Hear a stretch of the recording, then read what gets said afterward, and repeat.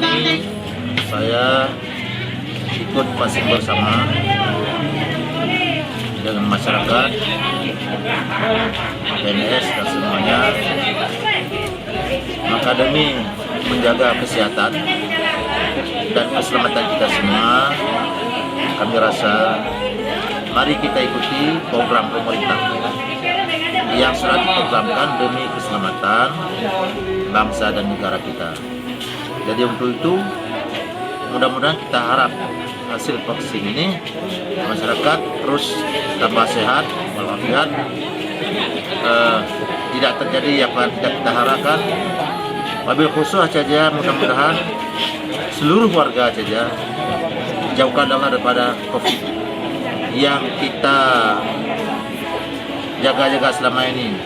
Jadi kami mengimbau kepada siapa saja, mari kita bersama-sama ikut vaksin untuk menjaga kesehatan kita semua dan keselamatan kita semua. Amin ya rabbal alamin.